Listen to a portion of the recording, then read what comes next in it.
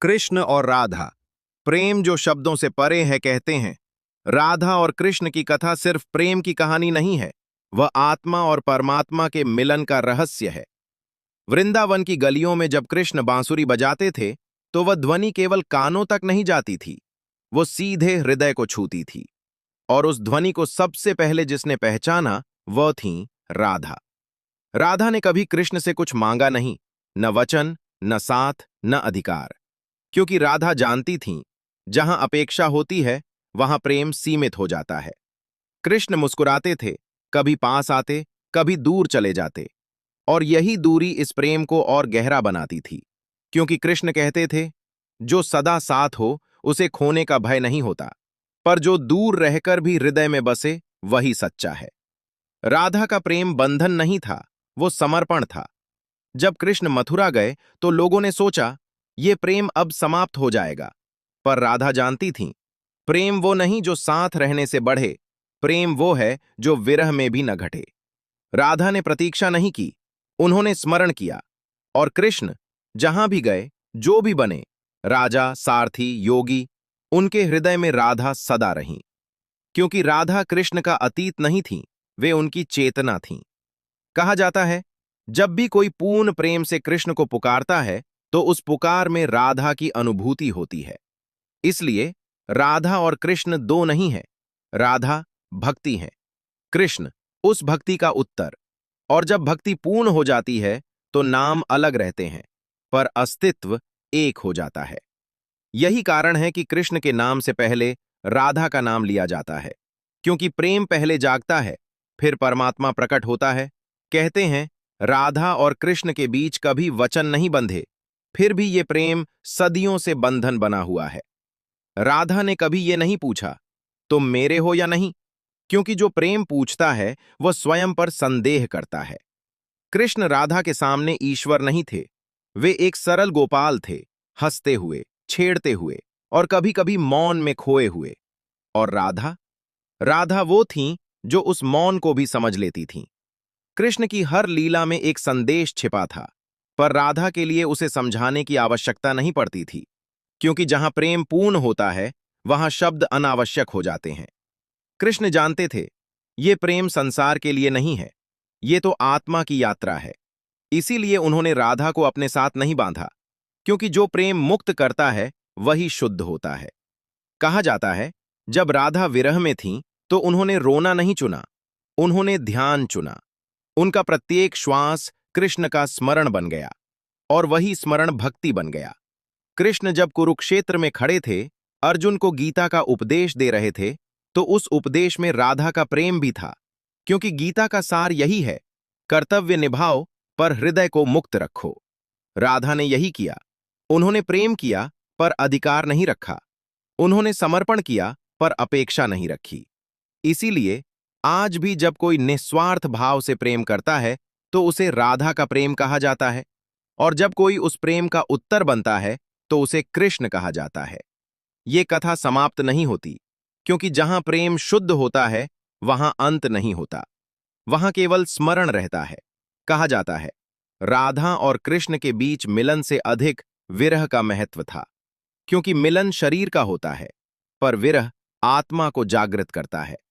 राधा जानती थीं, यदि कृष्ण सदा उनके पास रहते, तो ये प्रेम भी सामान्य हो जाता। इसीलिए उन्होंने कभी कृष्ण को रोका नहीं। जब कृष्ण वृंदावन छोड़कर मथुरा गए, तो लोगों ने राधा से पूछा, तुमने उन्हें जाने क्यों दिया। राधा मुस्कुराईं और बोलीं, जो मेरा है, उसे बांधने की आवश्यकता नहीं होती। कृष्ण दूर थे, पर राधा के लिए वे कभी अनुपस्थित नहीं थे। हर पत्ता जो हिलता, हर बांसुरी की कल्पना, हर सांस कृष्ण बन जाती। और यही वह अवस्था थी जहां प्रेम भक्ति में बदल गया। कृष्ण कहते हैं, जब तुम किसी को अपने भीतर जीने दो, तो दूरी अर्थहीन हो जाती है। राधा ने कृष्ण को बाहर खोजा ही नहीं, उन्होंने उन्हें अपने अस्तित्व में समा लिया। कहते हैं, जब कृष्ण द्वारका के राजा बने, सैकड़ों रानियां थीं, पर शांति केवल राधा के स्मरण में थी। क्योंकि राधा कृष्ण की संगिनी नहीं थीं, वे उनकी पूर्णता थीं। इसीलिए कृष्ण का नाम लेते समय हृदय में जो मधुरता आती है, वो राधा की ही देन है। और राधा का नाम लेते समय जो शांति उतरती है वो कृष्ण की उपस्थिति है। ये प्रेम न तो कहानी है न इतिहास। ये तो हर उस हृदय की अवस्था है जो निस्वार्थ प्रेम करना सीख ले। जहां अपेक्षा समाप्त होती है वहीं राधा प्रकट। कहा जाता है एक रात वृंदावन में यमुना का जल स्थिर था, चांद पूरा था और राधा मौन में डूबी थीं। उसी मौन में कृष्ण प्रकट हुए। न बांसुरी बजी, न शब्द बोले गए, केवल दृष्टि मिली। और वही क्षण सारी कथाओं से बड़ा था। कृष्ण ने पूछा, राधे, तुमने मुझसे कभी कुछ मांगा क्यों नहीं? राधा ने उत्तर दिया, क्योंकि जो मांगा जाता है वो सीमित हो जाता है और तुम असीम हो। कृष्ण मुस्कुराए। उसी मुस्कान में संसार के सारे रहस्य छुपे थे। राधा आगे बोली, मैंने तुम्हें चाहा नहीं, मैंने तुम्हें जिया है। चाहत में दूरी होती है, जीने में नहीं। कृष्ण समझ गए, यही कारण है कि राधा उनका नाम नहीं थी, उनकी पहचान थी। कहते हैं, जब महाभारत का युद्ध समाप्त हुआ, जब शंखनाद थम गया, जब श्री कृष्ण ने अपना मानव रूप त्यागा, तब भी उनके अंतिम स्मरण में न द्वारका थी न सिंहासन, केवल वृंदावन और राधा। क्योंकि राधा प्रेम का वो रूप थीं जहां ईश्वर भी स्वयं को पूर्ण मानता है। इसलिए आज भी जब कोई प्रेम निस्वार्थ होता है तो उसे राधा कहा जाता है, और जब वही प्रेम उत्तर देने लगे तो वह कृष्ण बन जाता है।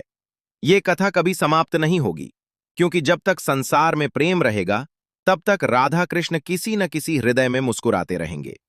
कहा जाता है राधा ने कभी ये नहीं पूछा कि कृष्ण उन्हें क्यों नहीं ले गए, क्योंकि राधा जानती थी जो प्रेम ले जाया जाए वो बंधन बन जाता है।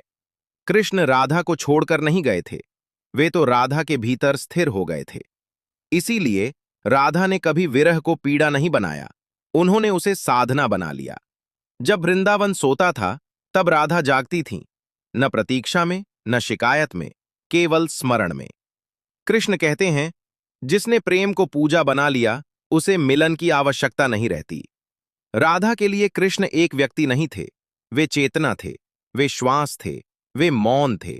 और यही कारण है कि इतिहास में कृष्ण के मंदिर हैं पर राधा के नहीं, क्योंकि राधा मूर्ति नहीं थी, वे अवस्था थीं। जिस दिन कोई अपने अहंकार को छोड़ देता है उस दिन राधा उसके भीतर प्रकट होती हैं, और जिस दिन कोई उस प्रेम का उत्तर बन जाता है उस दिन कृष्ण। इसीलिए राधा कृष्ण कभी अलग नहीं हुए, वे केवल समझ से अलग दिखे। जहां समझ समाप्त होती है वहीं प्रेम शुरू होता है, और जहां प्रेम पूर्ण हो जाता है वहीं राधा और कृष्ण एक हो जाते हैं। कहा जाता है राधा ने कभी ये नहीं कहा कि वे कृष्ण से अलग हैं, ये तो संसार ने कहा। राधा जानती थीं, जहां प्रेम पूर्ण होता है वहां मैं और तुम अपने आप मिट जाते हैं। कृष्ण जब बांसुरी बजाते थे तो वो केवल संगीत नहीं था, वो एक आमंत्रण था अपने भीतर लौट आने का, और राधा उस आमंत्रण का उत्तर थी। कृष्ण कहते हैं, जो प्रेम तुम्हें स्वयं से जोड़ दे वही सच्चा प्रेम है। राधा ने यही किया। उन्होंने कृष्ण को चाहा नहीं, उन्होंने स्वयं को खोया नहीं, उन्होंने दोनों के बीच कोई दूरी रहने ही नहीं दी। इसलिए राधा रोई नहीं, क्योंकि उनका प्रेम कभी खाली नहीं था, वो भरा हुआ था शांति से, स्वीकृति से और मौन से। कृष्ण ने संसार को गीता दी पर राधा को कोई उपदेश नहीं दिया, क्योंकि राधा उपदेश की अवस्था से बहुत आगे थीं। वे प्रेम थीं, बिना शर्त, बिना मांग, बिना भय। और यही कारण है कि जब भी कोई पूरे समर्पण से प्रेम करता है तो वो अनजाने में राधा बन जाता है, और जब कोई उस प्रेम का उत्तर पूर्ण चेतना से देता है तो वो कृष्ण। ये कथा यहीं समाप्त नहीं होती, क्योंकि ये कथा कागज पर नहीं, हृदय में लिखी जाती है। और जब तक हृदय धड़कता रहेगा तब तक राधा और कृष्ण उस धड़कन में सदैव जीवित रहेंगे।